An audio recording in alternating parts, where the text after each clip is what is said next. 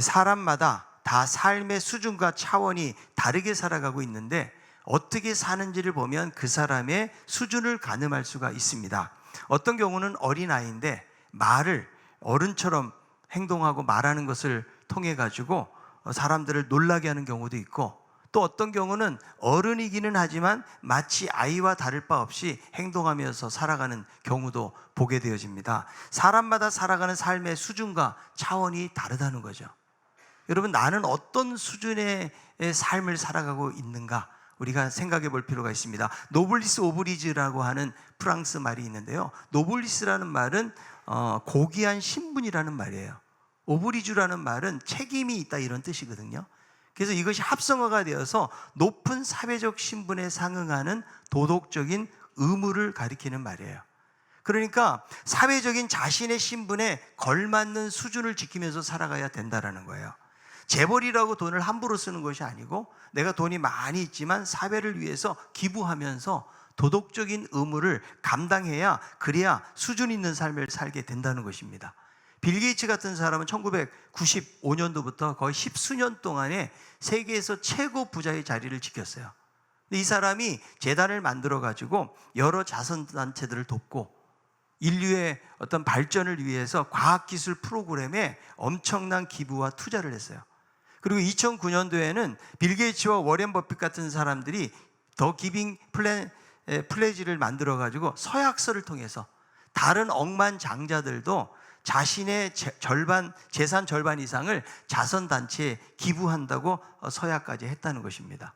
여러분, 돈이 많아도 자신만을 위해서 살아간다면 수준 낮은 삶을 사는 거예요.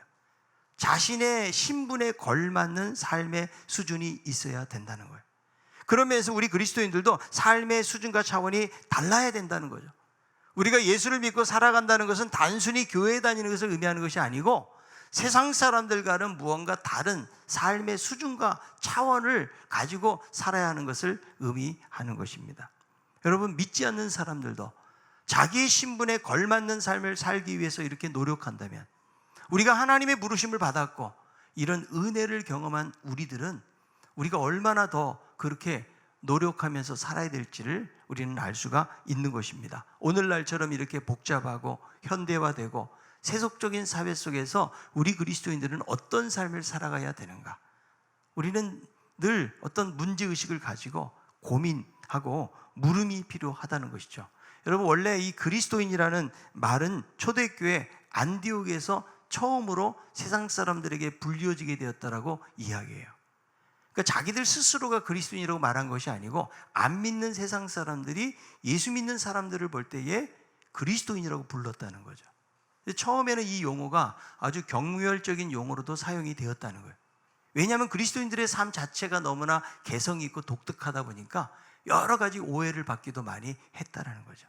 그런데 여러분, 더 깊이 들어가 보면 이 명칭은 정말 세상과는 다르게 살려고 했던 사람들, 그리고 예수님을 닮고자 했던 사람들, 그리고 예수님에게 속해 있기 때문에 그리스도인이라는 명칭이 붙은 것입니다. 한마디로 말하면 작은 예수라는 거죠. 그런데 오늘날 여러분, 우리들은 어떻게 그리스도인이 됩니까? 너무나 쉽게 이 용어들이 붙여진다는 거예요. 예수처럼 살기보다는 그저 교회에 등록해서 종교적인 의식에 참여하고 교회를 들락날락거리는 것으로 그리스도인이 되어 버린다는 거예요. 우리가 그리스도인이 된다는 것이 교회에 등록을 했거나 세례를 받았거나 오래 다녔거나 무슨 직분을 가지고 있다고 해서 자동적으로 그리스도인이 되는 것은 아니라는 거예요. 여러분, 사단은 늘 우리에게 어떤 자격증을 원해요. 이 그리스도인은 자격증 따듯이 되는 것이 아니라는 거죠. 하나님이 원하신 것은 언제나 우리들 가운데 예수 그리스도가 살아계시길 원하시고, 우리의 삶을 통해서 십자가의 흔적을 우리 주님은 원하고 계시다라는 거예요. 그래서 여러분, 우리 한 사람 한 사람이 작은 예수가 되어서 세상 속에서 그리스도의 모습을 보여주는 삶을 살기를 원한다는 거예요. 그런데 여러분, 오늘날 이 한국 사회에서 이 그리스도인들의 영향력은 너무나 미미하다는 거예요. 기독교인들은 많은데요, 정말 예수님처럼 살고자 하는 사람들을 찾아보기가 어렵다라는 거예요. 기독교인은 많은데 기독교적인 생각, 행동, 가치관을 갖고 사는 사람들이 많지 않은 것을 보여주고 있는 거예요. 우리 예수 믿는 사람들은 세상 속에 있지만 세상에 속하지 않는 거룩함이 우리에게 있어야 되는 거예요. 그리고 세상 속으로 들어가서 세상을 변화시키는 삶을 살아야 되는 거예요. 이런 의미에서 여러분, 그리스도인들은 무언가 다른 사람들이어야 된다는 거예요. 세상 사람들과 비추어 봤을 때에 그들의 차원과 수준과는 다른 삶을 살아야 된다는 거죠. 그런데 세상 속에서 예수 믿는 사람들이 오히려 그들보다 더 이기적이고 독선적이고 인색한 삶을 산다라는 부정적인 평가를 받게 될 때도 많이 있지 않습니까? 여러분, 우리들은 살면서 다른 사람들로부터 어떤 평가를 받고 살아갑니까? 내가 교회를 얼마나 열심히 다니는데, 내가 기도를 얼마나 많이 했느냐, 이것이 신앙의 성숙도를 평가하는 것이 아니고 내가 삶 속에서 어떠하느냐, 이웃들에게 어떤 평가를 받고 있느냐. 여러분, 우리가 교회에 다니고 신앙생활하는 모습들을요, 안 믿는 사람들은요, 안 보는 것 같아도 세심하게 보고 있다. 그들에게 어떤 삶의 모습을 보여주느냐 하는 거예요. 저희 동에 할머니 한 분이 계시는데요, 이 할머니가 처음에 예수님을 안 믿었어요. 그래서 제가 만날 때마다 엘리베이터 짧은 시간이지만 올라가면서 천국을 이야기하고 예수님 믿어야 됩니다, 이 말을 했더니 어느 날부터 가까운 교회에 다니시기 시작했어요. 근데 그 가까운 교회 다니시다가 이제 코로나도 오고 교회가 여러 가지 어려움을 당하면서 지금은 다니지 않고 계시는데, 이분이 저를 만나면 교회의 어떤 막 형편에 대한 얘기를 하는 거예요. 목사님이 어떻고 누구는 어떻고 이런 얘기를 많이 하시는 거예요. 그러니까 믿은 지 얼마 안 되는 분임에도 불구하고 나름대로 그런 생각과 평가를 가지고 이야기를 하는 것이죠. 근데 한 번은 재활용하는 데서 만났는데 이분이 충청도 분이거든요. 저보고 도와주는겨 그랴, 요즘은 여자 안 도와주면 쫓겨난다니까, 그러니까 아주 잘하는겨 이러면서 저를 칭찬해 주더라고요. 제가 목사인 줄 아니까 어떻게 보면 저를 그냥 눈여겨보고 있는 것이죠, 그런 부분들이. 그래서 여러분, 우리들도 교회 오래 다니는 사람들은요, 이웃들이 다 알아요. 야, 저 사람 저 신강교회 다니는 데들 알고 있다라는 거죠. 여러분, 그들에게 칭찬을 받아야 삶의 수준이 다른 거예요. 초대교회 성도들은 어때요? 그들은 부유한 삶을 살지는 못했지만 그러나 세상에서 사람들로부터 칭송받는 삶을 살았다라고 사도행전은 우리에게 말씀해주고 있다는 거죠. 몇 년 전에 세 가족이 교회를 찾느라고 우리 교회에서 예배드리고 식사를 하는데, 초등학교 다니는 아이들이 자기 학교 선생님이 밥을 먹고 있는 거예요. 우리 교회 집사님이에요. 근데 자기가 너무 좋아하는 선생님이라서 이 교회에 다니고 싶다고 그래서 등록을 했는데, 그 선생님이 악명 높은 선생님이라면 등록하고 싶겠어요? 그러니까 여러분, 우리의 삶이 많은 사람들에게 반영이 되고 있다는 거죠. 오늘 여러분, 바울은 본문에서 그리스도인의 삶에 대한 이야기를 하고 있는데요, 빌립보서 4장 1절이에요. 그러므로 나의 사랑하고 사모하는 형제들, 나의 기쁨이요 면류관이 사랑하는 자들아, 이와 같이 주 안에 서라. 주 안에 서라는 말씀을 먼저 하면서 그 안에 유오디아 순두개와 같이 교회 안에서 분쟁을 일으키는 분들을 향해서 마음을 함께 해라. 그리고 주 안에 서라고 이야기하면서 이제 8절에 보니까 어떻게 해야 구체적으로 주 안에 서는 삶을 살 수 있는지에 대해서 말씀해주고 있는 거죠. 그것이 4장 8절에 있는 말씀입니다. 읽어봅니다. 끝으로 형제들아, 무엇이든지 참되며 무엇이든지 경건하며 무엇이든지 오르며 무엇이든지 정결하며 무엇이든지 사랑받을 만하며 무엇이든지 칭찬받을 만하며 무슨 덕이 있든지 무슨 기림이 있든지 이것들을 생각하라. 여러분, 8절하고 오늘 읽었던 9절, 그 헬라어로는 한 문장으로 되어 있어요. 근데 여기에 중요한 두 가지 동사가 있는데, 하나는 생각하라 8절에, 또 하나는 9절에 행하라. 그래서 여러분, 우리가 성숙한 삶을 살고 우리의 삶의 수준과 차원이 달라지려면 두 가지를 꼭 기억하세요. 오늘 여러분 설교 끝나고 집에 갈 때 제가 물어볼지도 몰라요. 두 가지, 하나는 생각하라, 또 하나는 행하라. 그럴 때 우리의 삶이 달라진다고 성경은 이야기해요. 첫 번째는 여러분, 생각하라는 것이죠. 그래서 8절에 이것들을 생각하라. 왜냐하면 무엇을 생각하느냐가 그 사람의 삶을 결정하기 때문에 그래요. 그러니까 사도 바울은 사람이 갖는 생각이 그 사람의 본질과 태도, 행동을 좌우하기 때문에 생각에 대한 말씀을 하고 있는 거죠. 그래서 여러분, 내가 어떤 생각을 하고 어떤 마음을 품고 살아가느냐가 너무 중요하다는 거예요. 빌립보서 4장 6절 7절에 보니까 모든 염려를 맡기라고 그랬죠. 감사함으로 기도하라. 그러면 평강의 하나님이 너희 마음과 생각을 지키시려는 말씀을 주고 있거든요. 근데 여기서 끝나지 않고 마지막으로 하면서 다시 한번 하나님의 평강을 경험하는 방법에 대해서 말씀해 주고 있는데, 그것이 무엇입니까? 계속해서 올바르게 생각하고 성찰하고 판단하고, 그리고 그 마음을 참되고 선한 것으로 채우면서 살면 우리 안에 있는 염려, 근심, 두려움, 불안, 의기소침한 마음들, 이런 부분들이 사라지고 하나님의 평강을 경험하게 된다는 거죠. 그러니까 여러분, 하나님의 평강을 경험하는 것이 모든 염려를 맡기고 그냥 기도하는 것만으로 안 된다는 거예요. 여기에 하나님이 말씀하신 선한 것들을 우리 마음에 채우고 마음을 바꾸고 생각을 바꿀 때에, 그럴 때 하나님의 진정한 평안을 경험할 수 있다고 말씀하고 있는 거예요. 여러분, 우리가 우리 마음과 생각에 무엇을 품고 살아가는가 너무 중요해요. 잠언 4장 23절에요. 무릇 지킬 만한 것 중에 더욱 내 마음을 지키라. 생명의 근원이 이에서 남이니라. 우리의 생각을 지키지 못하고 마음을 지키지 못하잖아요. 생명의 근원이 여기서 나기 때문에 그것이 차단되는 거예요. 그래서 무엇을 생각하느냐가 너무 중요하다는 것이죠. 여러분, 하버드의 심리학과 한 교수가 정신이 신체에 어떤 영향을 주는지를 연구했대요. 70대 이상의 노인들 8명을 시골의 한 수도원에 살고 하면서 연구를 하는데, 규칙이 무엇인가 하면 20년 전으로 돌아가서 그것을 현재 시제로 이야기하라. 그러니까 지금 나이들은 그 생각으로 하지 말고 마치 20년 전에 살던 사람들처럼 이야기하라는 거예요. 그래서 이분들이 40대, 50대 시점에서 생각하고 제목을 정해서 토론을 하고 또 젊은 시절에 대한 이야기들을 현재 시제로 이야기하게 했다는 거예요. 그리고 규칙적으로 노동과 운동을 병행했는데 한 달 만에 8명 모두가 시력, 청력, 기억력, 지능, 이것이 실험하기 전에 신체보다 훨씬 더 건강해지고 젊어졌다는 거예요.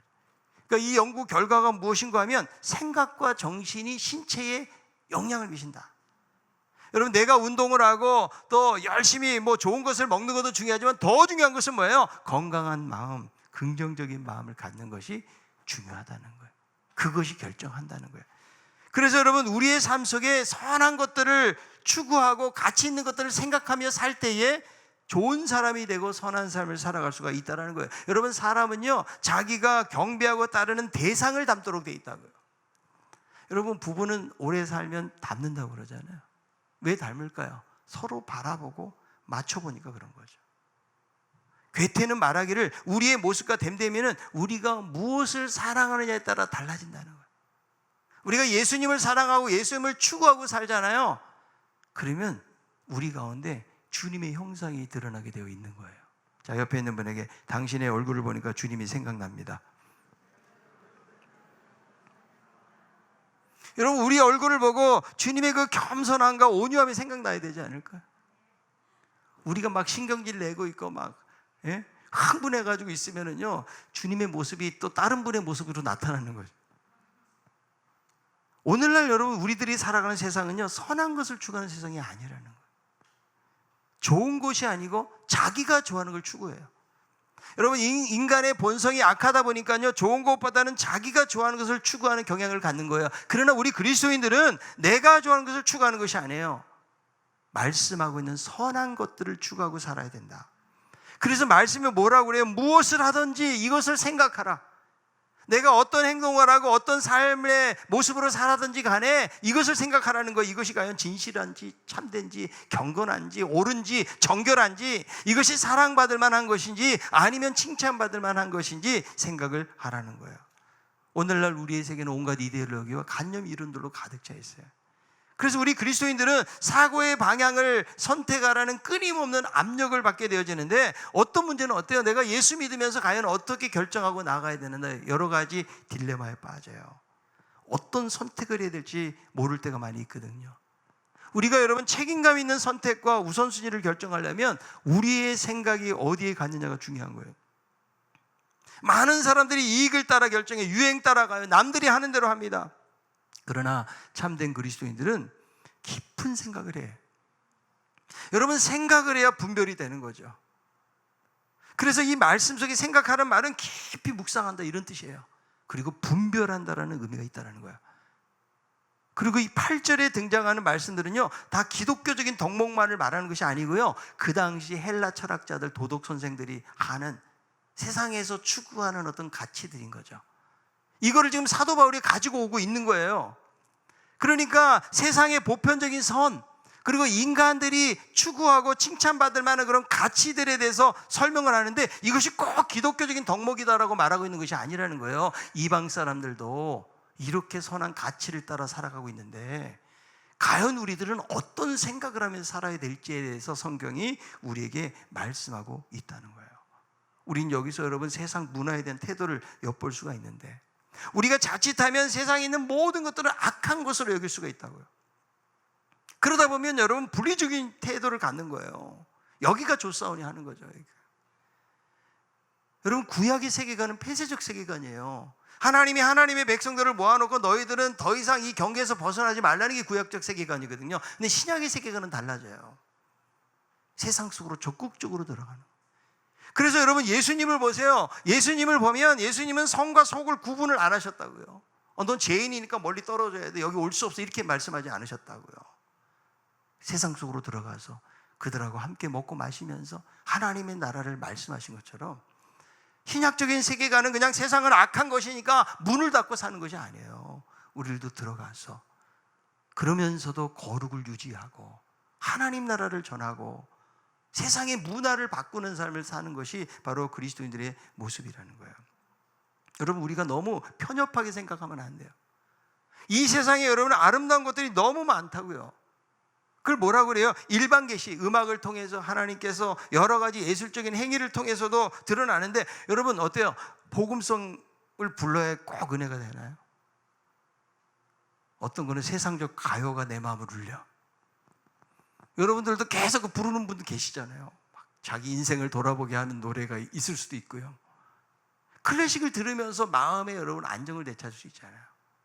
꼭 우리가 그냥 뭐 예수님 믿으니까 이런 노래만 불러야 되는데 이것이 아니고요, 세상에 여러 하나님께서 만드신 아름다운 것들을 우리가 누리면서 살아가야 된다는 거죠.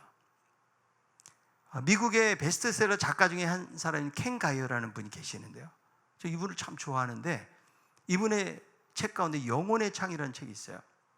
지금 보니까 품절이 됐는데, 이 책을 보면 예술, 일상의 삶 속에서 음악, 여러 가지 삶 속에서 하나님의 손길을 이 사람이 발견해내고 있는 거예요. 우리는 너무 놓쳐요. 그냥 너무 종교적인 데만 이렇게 집중하다 보니까 세상 속에서 하나님이 만들어 놓으신 것들에 대해서 우리가 충분히 감동을 느끼고 못 살아갈 때가 많이 있다는 거죠. 여러분 최근에 우영우라고 하는 그 자폐 변호사의 웬만한 분 많이 보셨을걸요. 그게 정말 이름도 잘 알려지지 않는 데서 제작을 한 건데요, 이번에 엄청나게 사회적인 어떤 영향력을 끼치고, 예배 때는 눈물이 안 나는데 저 우영우 보면서 눈물이 나. 왜냐하면 휴먼 드라마, 인간의 어떤 보편적인 심리를 건드리고 있는 그런 것들이 느껴지니까 그걸 보면서도 눈물이 나는 거죠. 그러니까 우리는 하나님이 주신 것들을 놓치고 살아가는 것들이 많이 있다는 거죠. 너무 여러분 예수 믿는다고 세상하고 담을 쌓으면 절대로 안 된다는 거예요. 지난번에 캐나다의 어느 교회를 갔는데, 이 교회는 순댓국 금지. 저는 일주일에 한두 번씩은 먹는데, 근데 너무 여러분 구약적인 거 아니에요, 여러분? 그렇지 않아요? 신학적인 좀 문제라고 약간 생각을 하는데, 너무 보수적인 걸 이야기하다 보니까 그거 못 먹고 드럼도 치면 안 되고, 아직까지 그걸 지키는 그런 교회가 있더라고요. 여러분 복음의 본질이 어긋나면 안 되지만, 그러나 문화적인 부분들은 우리가 잘 수용을 할 줄 알아야, 그래야 여러분 믿지 않는 사람들이 들어오는 거 아니겠어요? 여러분 갈보리 처치라고 그 교회도 처음 개척할 때 막 히피들, 그 당시에 사회적으로 문제이시 될 만한 사람들이 교회에 들어오기 시작했다고요. 젊은이들이 마약에 방황하고. 근데 그 사람들을 잘 교회에서 받아줬기 때문에 교회가 지금도 엄청나게 성장하면서 영향력 끼치는 교회가 되었거든요. 저 사람들 우리랑 달라. 만약에 그 사람들을 내몰았다고 그러면 절대로 그 죄인들, 세상에서 방황하는 그들을 교회 공동체에 들어오게 할 수가 없다라는 거예요. 여러분, 예수님 잘 믿고 경건한 사람이라는 것이 세상에 반응하지 않고 항상 표정이 좀 진지하고 오직 그냥 말씀, 기도 뭐 이런 사람이 꼭 경건한 사람이라고 말할 수 있는가 하는 거예요. 여러분, 심지어 중세 때는요, 웃는 것 이게 약간 비신앙적이라고 여기기도 했다는 거예요. 그래서 희곡 같은 걸 못 보게 하는데, 여러분, 장미 이름이라고 하는 중세 수도사, 14세기에 이탈리아에 있는 한 수도사 수도원을 그리고 있는 숀 코넬이라는 사람이 주연을 했는데요, 거기에 보면 수도사들이 자꾸 죽어가는 거예요. 근데 시체를 검사를 해보니까 공통적인 특징이 뭐냐면 혓바닥하고 손가락에 까만 잉크가 묻어 있는 거예요. 왜 죽나 했더니 그 아리스토텔레스의 시학 2권을 거기는 희곡 좀 그런 부분들이 나오는 거예요. 그거 책에다 독을 발라놓은 거죠. 그러니까 몰래 읽지 말라고 금서로 된 거를 읽다가 침을 발라서 읽고 이러다 보니까 죽게 되었다는 거예요. 그러니까 여러분, 중세 때는 어때요? 이런 게 있잖아요. 하나님은 두려운 분인데 웃으면 두려움이 사라지다 보니까 하나님에 대해서도 가볍게 여기는 경향을 가질까 봐 심지어 막 웃는 거조차도 금했다는 거죠. 그러니까 여러분, 우리가 경건하고 거룩하다는 것이 막 인상 항상 쓰고 막 진지하고 그런 게 아니에요, 여러분. 예수님이 그렇게 하셨을까 저는 생각해 봐요. 예수님 막 잔치집 가셔서 웃고 즐기고 함께 이야기하고 이렇게 삶을 살지 않으셨을까요? 본인은 거룩을 지키면서도 세상 속에서 그들과 함께 소통하는 삶을 살았다는 거죠. 여러분, 이것이 우리 그리스도인들에게 필요하다. 예수 믿는다고 세상을 등지고 동떨어지고, 그리고 사람들이 볼 때도 너무 상식에 어긋난 삶을 살아가는 경우가 많이 있거든요. 그것은 여러분 잘못된 거라는 거죠. 세상 속에 있는 아름다운 덕목들도 그리스도인들을 잘 지키는데 모든 것을 부정적으로만 보잖아요. 그러면 분리되어진 삶을 사는 거예요. 그러나 성경이 우리에게 말씀하고 있는 세상에 적극적으로 들어가서 분별하고 잘 수용하고 잘 배워서 차원 높고 수준 있는 삶을 살 것을 성경은 이야기하는 거예요. 그래서 무엇이든지 참되며 진실하며 경건하며 존귀하고 가치가 있는 것이죠. 그리고 오르며 하나님과의 관계뿐만 아니라 세상 사람들과의 관계 속에서도 오르며 정결하며, 그 당시에 이방인 교도들, 이교 신자들은요 막 우상숭배하고 거기서 막 성적인 행위들이 이루어지고, 그것이 고대 사회에서 그런 일들이 계속 이루어졌다고요. 그런데 정결하며, 그리고 사랑할 만하며 칭찬받을 만하며, 이렇게 6가지 목록을 덕목을 이야기하고, 그리고 무슨 덕이 있든지 무슨 기림이 있든지 이런 덕목 외에도 덕스러운 일이나 칭찬받을 일이 있든지 간에 이것들을 생각하라고 권면하고 있는 거예요. 여러분, 우리 안에 거짓되고 악하고 잔인한 것들을 생각해 보세요. 그러면 분노, 복수심이 나오는, 그리스도인들은 여러분 달라지는 거예요. 비상식적이고 천박하고 추해지는 것이 아니에요. 그래서 세상 사람들이 볼 때도 의롭고 매력적이고 사랑스럽고 존귀한 가치를 지닌 사람들로 살아야 돼요. 그러기 위해서는 어떻게 해야 돼요? 고상한 가치들, 이 선한 것들을 우리의 마음의 생각 속에 집어넣으라는 거예요. 여러분, 성경이 우리가 살아가는데 모든 진리를 말씀해 주는 건 아니잖아요. 그럴 때 과연 이것이 그리스도인으로 행할 일인가에 대해서 여러분, 이런 덕목들을 생각해보세요. 이게 과연 참된 것인가? 이게 지금 경건한 것인가?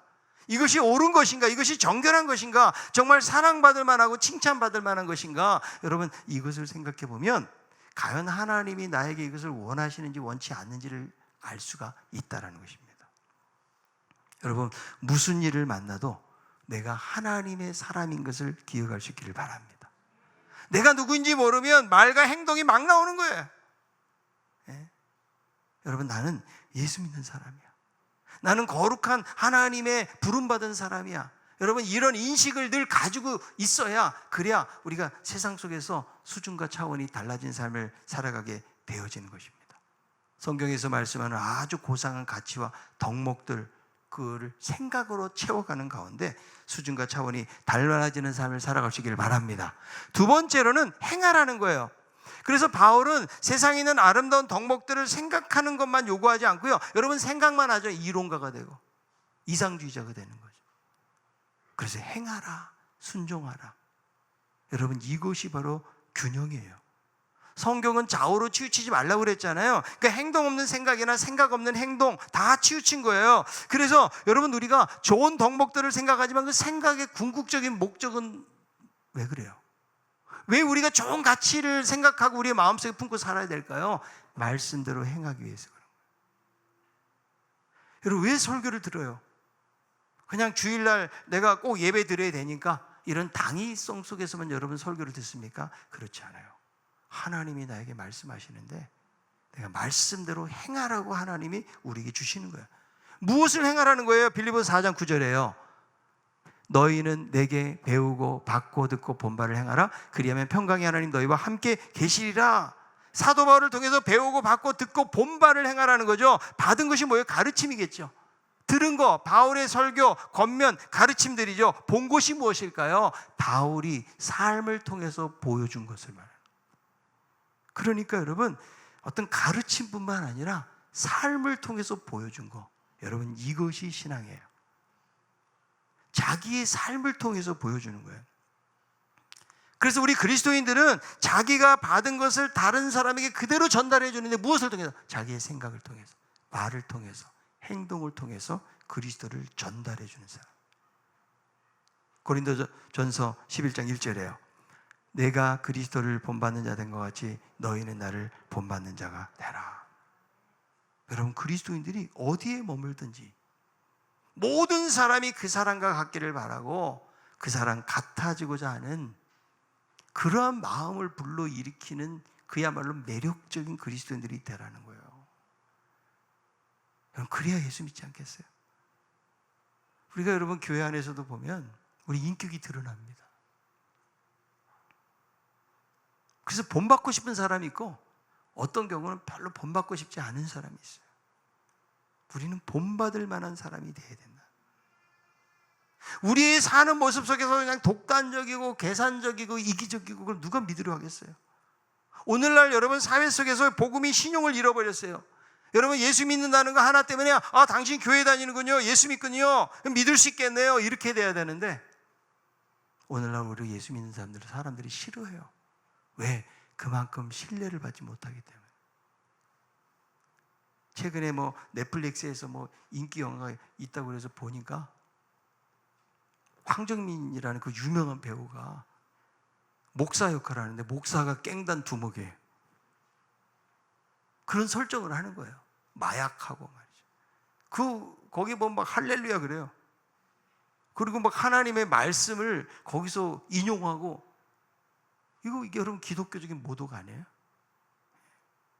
그러니까 여러분 뭐예요? 이 사회적인 분위기에 편승하는 거죠.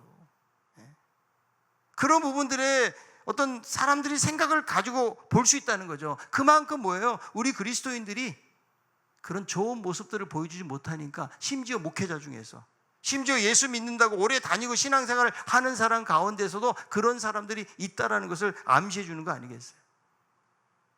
여러분, 우리가 행동을 통해서 예수님을 보여줘야 되는 거예요. 아멘? 여러분, 교회는요 천국의 모델하우스인데 우리가 여러분 모델하우스 가면 어때요? 앞으로 지어질 아파트 집을 상상하죠. 이렇게 지어지겠구나. 여러분, 교회에 와서 천국이 생각이 나요. 보이지 않는 하나님의 모습을 보여줘야 돼요. 여러분, 신강교회에 와서 천국이 생각나십니까? 신강교회에 와서 하나님의 모습이 그려집니까? 우리가 그렇게 못 살고 있는 거예요. 우리는 세상에 수많은 교회 중에 평범한 한 교회가 아니고 세상에 없는 교회가 돼야 돼요. 정말 예수 닮은 사람들이 모여있는 교회. 여러분, 그것을 여러분 꿈꾸며 나아가야 되지 않을까요? 내가 이 교회만 가면 천국이 느껴지고 이 교회만 가면 놀라운 주님의 사랑이 느껴지고 이 교회만 가면 내 마음이 정말 푸근해지고 따뜻해지고 세상에서 상처받고 힘들고 어려움 당한 사람이 이 교회 나가기만 하면 그들의 사랑과 환대와 섬김 속에서 마음의 위로를 받아야 되지 않을까요? 여러분, 세상에 실망하는 곳이 있습니까? 세상에 여러분 소망이 있습니까? 정치에 소망이 있나요? 여러분, 세상의 유일한 소망은 교회밖에 없어요. 우리가 그런 믿음으로 우리 공동체를 이루어가야 되는. 윌리엄 바클레이는 말합니다. 많은 사람들이 교회에 나오게 된 것은 신앙에 대한 이론에 설복되어서가 아니고 기독교인의 사랑을 받기 때문이고, 많은 사람들이 교회를 떠나는 이유는 성경 내용을 믿을 수 없기 때문이 아니라 교인들의 불친절함과 누추함 때문이라는 거예요. 여러분, 사도 바울은 복음을 온전히 자기의 삶을 통해서 드러냈다는 거예요. 언어와 행동을 통해서 예수님을 보여줬다는 거예요. 여러분, 우리들도 정말 예수님을 보이는 삶을 살아가는 거예요. 우리가 세상을 살아가고 있지만 교회 안에서는 또 우리들이 좀 좋은 모습을 보일 수 있지만 나의 삶 속에서는 정말 어떻게 살아가느냐 말씀하는 거죠. 자, 옆에 있는 분에게 당신을 보니까 참 매력적입니다. 당신을 꼭 닮고 싶습니다. 여러분, 그거를 우리 믿는 사람은 하라고 그러니까 하는 거예요. 옆에 사람에게. 안 믿는 사람들이 볼 때 우리를 그렇게 봐야 된다는 거예요. 그게. 그래서 여러분, 우리는요 복음 때문에 절제하는 거예요. 내가 막 흥분해가지고 막 거친 말이 나오고 한번 싸우고 싶어도요 예수 때문에 참는 거예요. 여러분, 그냥 맥주 한 잔 막 쫙 들이키면서 편하게 마시고 싶지만 예수 때문에 참는 거예요. 야, 저 신강교회 다니는 저 집사님 아니야 저. 여러분, 신앙은 자기 확신만 중요한 게 아니에요. 다른 사람에게 덕을 세우는 일을 하는 게 신앙. 오늘날 여러분, 한국의 기독교 안에서요 자기 확신이 너무 강한 거예요. 우리 교회 세상 사람 다 욕해요. 근데 마치 하나님의 뜻을 행하는 것처럼 이야기하는 사람도 있잖아요. 이거 얼마나 잘못된 겁니까? 그것 때문에 기독교가 신뢰를 잃어버리는 거 아니에요. 여러분, 덕을 세워야 전도가 되는. 여러분, 전도를 잘하려면 여러분 덕 세우는 일을 하세요. 여러분, 인사만 잘해도요, 야, 이 사람 참 예의 바르구나.